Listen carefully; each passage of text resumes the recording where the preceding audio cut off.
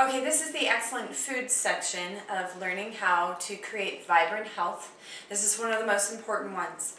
And excellent food, the way that I've learned to nourish my body with excellent food, and I've been very successful at it, even with disease reversal. Each time I've been introduced with, I've experienced a lot of different diseases. I have come back 100%, sometimes 120%. when I make sure that I follow not only the other principles we're talking about today, but especially the excellent food one. So what do we eat, right? I'm going to read to you from the Word of Wisdom. This is an LDS or Church of Jesus Christ of Latter-day Saints text. It's really similar to the Seventh-day Adventist fabulous, fascinating diet as well. And when you think about it, those who love God and love their bodies and want to nourish their bodies as God has given us things in the earth to nourish it with. I think of Adam and Eve, for instance, and what they ate. When people seek to treasure their bodies and have that, there's many different religions out there that have these codes of eating, and they are so similar. Let's get started. This is Doctrine and Covenants 89, verse 10. And verily I say unto you, all wholesome herbs, meaning the plants, the leaves, we're looking at vegetation, that God hath ordained for the constitution and nature and use of man. That means the very constitution of your body, everything that consists of your body comes from that. It nourishes every tissue of the body. So when you go to the store, that makes me think of the produce section. That makes me think of vegetables, and twice as many vegetables as fruits, in fact, because your body, as we've been learning today, needs to be more alkaline, and your vegetables have the alkaline matter and the minerals that you need to build a very strong constitution where everything's healthy. 11, every herb in the season thereof, and every fruit in the season thereof, all these to be used with prudence and thanksgiving. So again, my choice is twice as many vegetables as fruits, and it makes a more alkaline bloodstream. Flesh of the beast, the next two talk about eating meat extremely sparingly, not overdoing it. It is also important to know that in the winter our bodies create more heat when we have meat, and so in times of winter, cold, famine, those are more ideal times to have meat. It is very acidifying to the blood every time that you bring meat into the body. And there's a principle that I like to teach with this. Life, like live plants, live produce, life giveth life. And death, like the flesh of beasts, like way overcooked things, like burnt things, death begets disease. And your body is able to, and we are, it's fine to be able to take some of those things into the body, but there is wisdom in using them sparingly, because you need that much more life to counteract the acidic effects of those things which are dead that go into the body. Yea, flesh of all beasts and of the fowls of the air, I the Lord have ordained for the use of man with thanksgiving. Nevertheless, they are to be used sparingly. And it is pleasing unto me that they should not be used only in times of winter or cold or famine. Very important to know that if you are eating a diet of meat, I know people eat meat breakfast, lunch, dinner. That's great if it's just a little morsel and you're eating tons of vegetables and produce around it, right? Reconsider that. That's not how the body was constructed. It really needs the alkaline and live foods. All grain is ordained, and we also find out that wheat is for man. Something that's beautiful about wheat is wheatgrass. I was demonstrating wheatgrass. You can sprout wheat, grow it into just sprouts, or you can grow it into actual wheatgrass. And my mother, who's a dietitian, and for a long time has said, if you're going to store something, grains are storable, first of all. They are a staff to lean on in times of winter, cold, and famine as well. And they can be sprouted. And they are a pH 5 in order to store, which is why they store so well. pH 5 is really acidic, okay? You want to be more pH 7 to 8 or way above with all of the food that you're eating, so that your alkaline content is higher. And so when you sprout it, the sprouted grain is actually almost the same alkalinity that your blood is supposed to be. It's like right there. It's just over 7 on the pH scale. When you get into wheatgrass juice, it has so many minerals and so much nutrition in it. It alkalizes you on a much higher level. And so in times of, if you're looking for the first thing to store, you can store wheat as long as you're not allergic to it. I would store non-GMO. I would store a healthy wheat that's not growing mold and things like that. And you can sprout it. And then you can also grow the grass. And between those two things, just the wheat and the wheatgrass, you actually have enough nutrition with just that one food storage item to sustain life for at least 6 months before you would need other things, because every basic nutrient of life is in those in just enough that you can survive.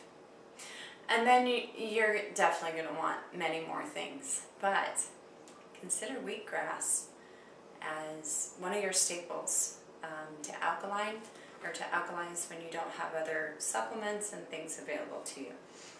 So after grains, and after knowing that wheat is specifically made with the nutrients for the constitution, nature, and use of man, there was a promise. All saints who remember to keep and do these sayings, walking in obedience to the commandments, shall receive health in their navel and marrow to their bones. This is similar to the scriptures in Isaiah for those who love to get this information from the Bible.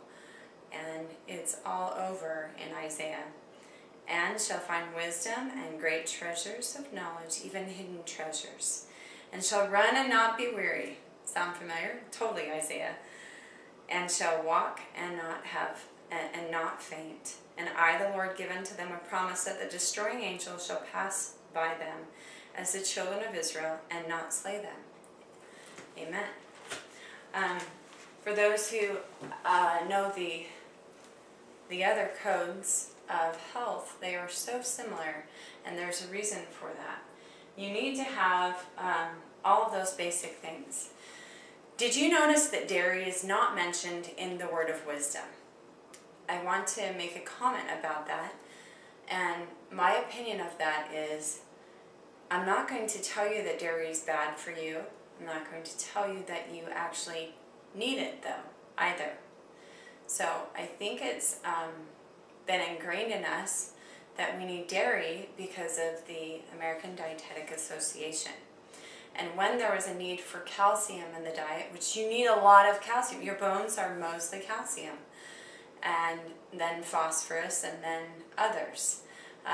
But you need those, and there's both calcium and phosphorus in dairy.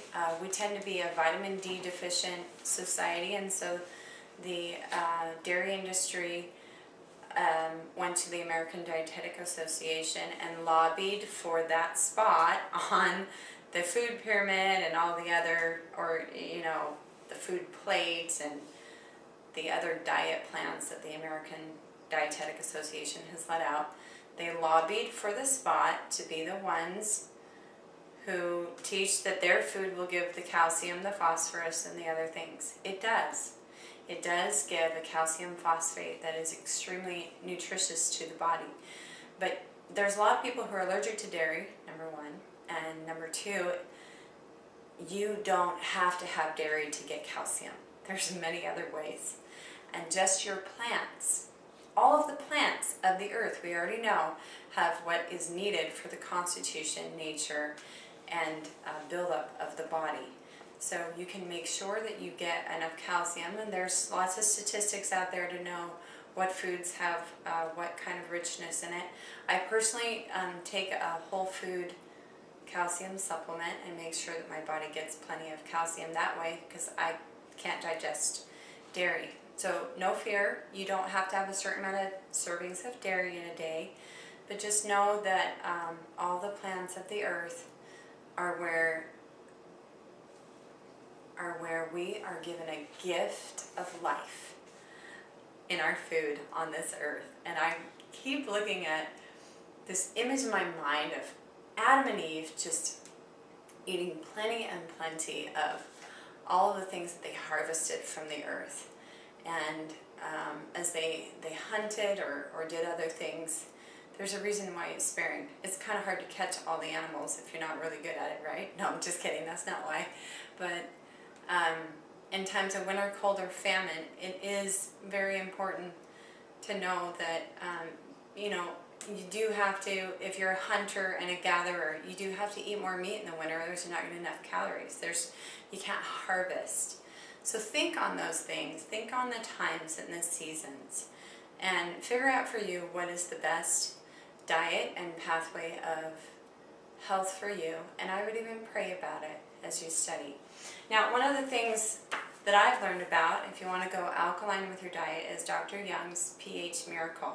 Fabulous program. It is very advanced. It is difficult for most Americans because it's so opposite of the way that we're eating. So what I do challenge you to do is to find a program. Also, Eat to Live by Joel Fuhrman. That's a lot easier to follow, and Dr. Joel Fuhrman has been reversing disease, especially diabetes, for many, many years with his program, and it's a lot easier. It's right along the lines of the Word of Wisdom. So that might be a great place to start and move up to the pH Miracle after that, especially if you're trying to do disease reversal. We'll talk about that in the next class, and you would want to go straight to the pH Miracle and go really hardcore. I just want to show you something that I make. This is my green smoothie. I really love my green smoothies. It nourishes my body, and I have a great day and a great morning whenever I have it. My green smoothie is like everybody else's coffee in the rest of America. I've got to have my green smoothie because it has so much nutrition in it, and I use a plant protein.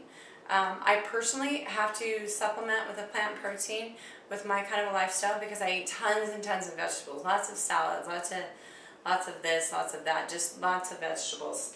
And I eat meat so sparingly that I know that I need to supplement with some plant protein. And so I have that in here.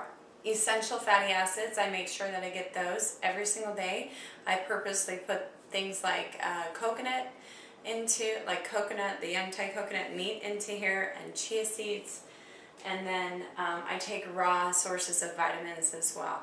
We'll learn more about the details of those later on this course, but as far as nutrition goes, I challenge you to start eating a pound of vegetables a day. A pound, Tasha? Why would I eat a pound of vegetables? But I like all this other stuff. Okay, trust me on this. Go to the store, weigh out what's about a pound. You can get 2 big salads out of a romaine lettuce, which is a couple of pounds. So eat 2 salads a day. Go get those little packages of carrots. Those are a pound. Go get a whole bunch of cucumbers. Figure out how many slices is a pound. Try to eat a pound of vegetables a day.